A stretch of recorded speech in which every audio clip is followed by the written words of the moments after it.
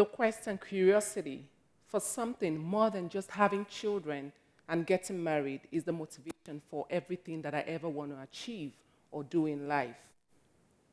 As an African woman who wants something more than just being married, it's a decision you have to think about carefully because it comes with a lot of sacrifices and challenges. In the winter of 2016, I touched down at the Wichita airport with 3 children, ages 7, 5, and 16 months, after traveling for more than 48 hours, because I was coming to fulfill a dream that I've had from when I was 17. I've always wanted an American education, but there were so many things along the way that did not afford me that opportunity at that time. For me, I knew it was going to be a new phase of life, a new phase of uncertainties, uncharted waters, but I was ready. Tonight, you're going to hear the story of limitless possibilities, a story of courage, and a story of hard work. I'm here to tell you tonight that anything is possible. Anything you put your heart to achieve, you can. I grew up in a very loving home, and growing up, so many people thought I was a strange child. Strange in the sense that I would ask the kind of questions that other kids wouldn't ask. Growing up in Africa, you really do not ask your parents so many questions. You do as you are told. So when you ask questions, it makes you look like you're rude and you're nutty. I had the opportunity to experience love, support, and care from parents who had so much love to give but were very poor. My parents were really, really poor, so I grew up in a poor home. But my dad thought that every girl child had the same opportunity like the boy child, so he enrolled me in the public school. The public school was very far away from my home, and so we had to walk so many miles to go to school. And for so many of those days, we had to go to school hungry. I liked school. I liked school for 3 reasons. First, it afforded me the opportunity to learn to read and to write. And so as a child, I would write down my thoughts, write down the things I thought about my environment and all of that. Secondly, I liked school because it was my escape from the realities of the poverty that I grew up to every morning. Thirdly, I liked school because my school was a communal kind of setting, so my classmates would share their food with me. So it was a very good reason to always want to go to school because I knew I was going to eat somebody's food. And so I went through school with a heart and a dream that one day I would become somebody and probably change the situation in my home. I went through the primary school, and I got into high school. And in high school, I started discovering some of my talents. And so I ended up becoming what you would call the prefect, the social prefect. And so what I would do was to represent the school in speeches, literary activities, and all those things that had to do with socials. It was a beautiful time in high school. But as high school was nearing to an end, I knew there was going to be a problem with going to college because who was going to fund college? And so I wrote the entrance exam into one of the best schools in the country at the time. And when the results came back, I got admitted into the University of Nigeria at that time. When the news came home, it was accepted with mixed feelings. Yes, I was excited, but at the same time, how am I going to get funding for school? And so my parents called me one of those nights. I'll tell you something about African parents and when they have serious conversations. They wake you up in the middle of the night, say around 1 a.m., 2 a.m. And when they wake you up at that time of the night, they're very dramatic about it. They sit down and they call your name. Mercy, you say, yes, mommy. Mercy, you say, yes, mommy. And they go again. Mercy, you say, yes, mommy. How many times did I call you? I say 3 times. You have to answer. And I think the reason they did that was to make sure they had your attention. Because seriously, how do you wake somebody up in the middle of the night to have serious conversations? Anyway, we sat down there, and my dad said, congratulations, we saw your letter, but you can go to school. And I said, Daddy, I want to go to school. He said, yes, I also want you to go to school, but you cannot go to school because how do we fund your education? I said, Daddy, I'm going to go to school. And my mom, who had been quiet all this time, looks at my father and said, the girl said she wants to go to school, so she will go to school.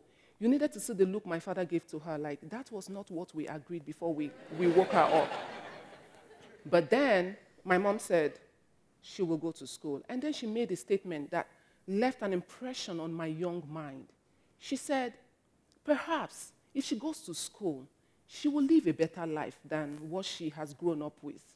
If she goes to school, she will not only be a huge blessing to herself, she can also be a blessing to other people, her future children, and the community.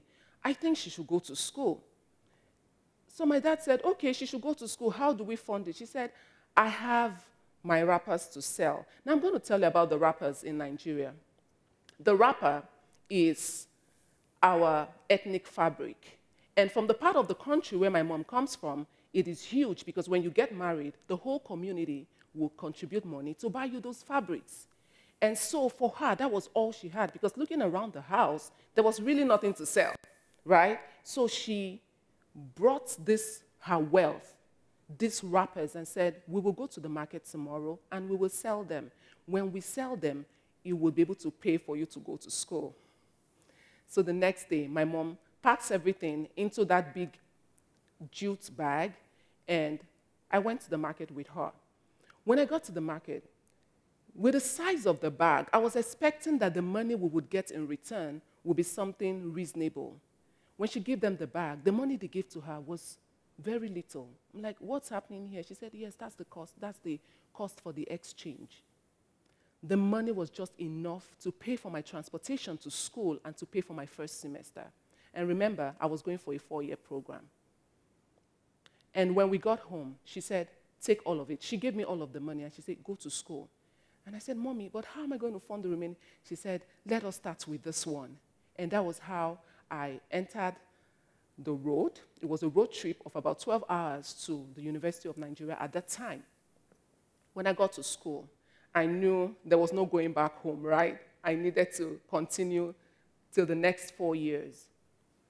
How did I fund myself through school? I started cooking for students. You know, students will look for every opportunity to celebrate something. So there was always birthdays, or somebody was graduating, or somebody was doing something. So I would cook, I would do students' hair, then I would bake. And at that time, I didn't have the oven to bake. So what I would do is that I would take this stove, and I would cook my sand in a big pot for, say, 20 minutes. When it's all heated up, I'll take my baking pan, put in the pot, and cover the pot. And after 20 minutes, I'm going to have a really good baked cake. And my cake became very popular in school, and everybody wanted that cake. And that was how I was able to fund my education for those 4 years, graduating as the first ever graduate in the whole of the family from generations up until that time. When I graduated from college, there is something we call the National Youth Service Corps. Back home in Nigeria, it will be an example of the Peace Corps here in the US, where you get to serve the country for 1 year. I was sent to the northern part of Nigeria. Now, to get to the northern part of Nigeria, yes, it's within a country, but it was like a full day's journey. When I got there, they said I was going to be teaching English and literature in a mixed public school. The first day I got to the school, I went into my class, and they said it was a mixed school. But when I got into the class, number one, the class was overpopulated. There were over 60 students in the class. And there were just 5 girls in the class. And like, what is happening here? The math is not adding up. If it's a mid-school, there should be some more number of girls in this class. And I started asking questions, and they said, the girls don't come to school because the parents will not allow them come to school, and when they get to the age of 13, 14, they get married off to some men. Like, this is ridiculous. In this same country, what is happening here? Now, from the southern part of Nigeria, where I come from, the issue was poverty. People wanted to send their kids to school, but some of them didn't have money. But here, it was the fact that these girls were not allowed to go to school. I started asking myself, what can I do to cause a change? And so I started an after-school program where I would gather some of these girls and teach them how to read and write. The mothers trusted us. I would say us because eventually some people joined. The mothers trusted us because it was not a structured school environment. They didn't see it as school. And so these girls would come, we would teach them English, teach them literature. Eventually, some other core members decided to join me, and some of them started teaching math and science. The program grew. It grew to the extent that some of those girls eventually got enrolled into proper school structures. But then it was a one-year program, right? And so many of us had to go back home, and these other core members left. But I knew I wasn't going anywhere. I stayed back. I stayed back for another 7 years, trying to see how I could contribute my quota to making the situation better, to have more girls in school. And so I started working with an NGO. An NGO is called a non-governmental organization, something you would call the nonprofit here in United States. You might want to ask, why would you want to stay back? Why did you stay back? I stayed back because some of the figures out there were really very alarming.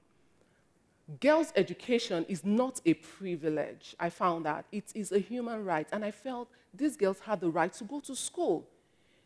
Then I saw that it is part of our responsibility. It was enough of all the talks. We needed to do something about it. And educating girls contributes significantly to stable, prosperous, and healthy nation. I was an example of what education can do in the life of a girl. And for me, I felt these girls needed to be empowered. If they knew better, they would do better. And that was why I stayed back.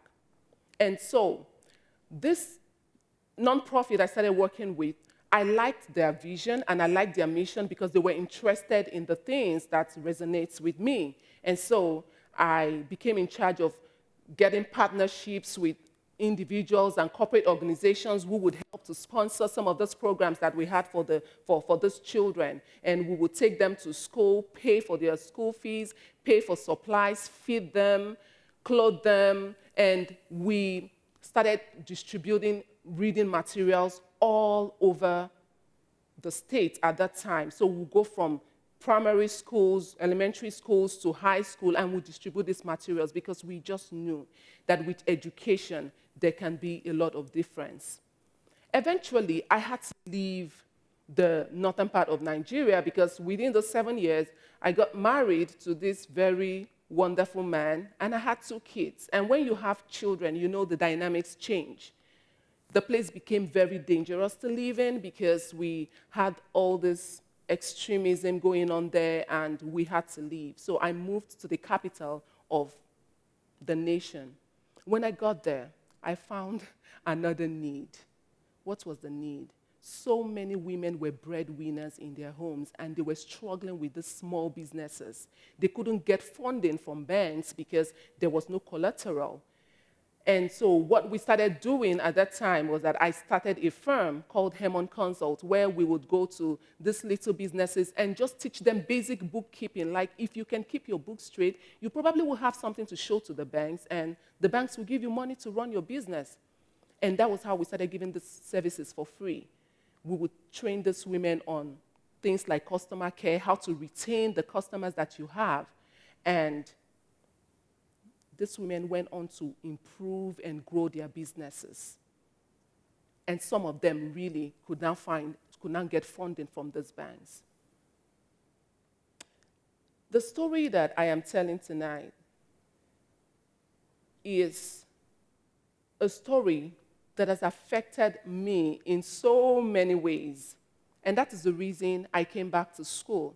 I came back to school because just beyond giving those services to those women, private organizations and government agencies started calling my firm to offer services to them. And I found out that there was a huge knowledge gap in the capital at that time, in my country generally. And I said, you know what, Mercy, this is the time for you to go improve on yourself, add value to yourself, and come out and come back so that you can lend your voice to issues that concern girls, women. Lend your voice to and push policies that will make it easier for these women to succeed in what they do. And so after 20 years, remember my dream of coming to get a U.S. education. After 20 years, I am here, almost rounding up with my program. What am I trying to say? If you're here and you think you want to change the world, we can begin to change the world from our little space, one person at a time, helping out somebody, helping out an organization with your 1 hour, 2 hours, helping that little girl or boy who needs help with math, with reading. We can change the world from where we are. And as we do that, it extends to changing the whole world, right? And so that is why I am saying, if you even had dreams and you feel that right now I am too old to go back to those dreams, go back to what I call your dream board. Dust those dreams and cream them, because you can achieve everything that you have set your heart to achieve. And if you're here, you think going back to school, I'm too old to go back to school, I am saying you are not too old to go back to school. You're not too old to go back to those dreams that you've always had as a child. And today, what do we have? Those girls have gone back to school. Some of them went on to graduate from college. And today, I am here telling you we can make so much difference if we can give just a little bit of what we have. Thank you.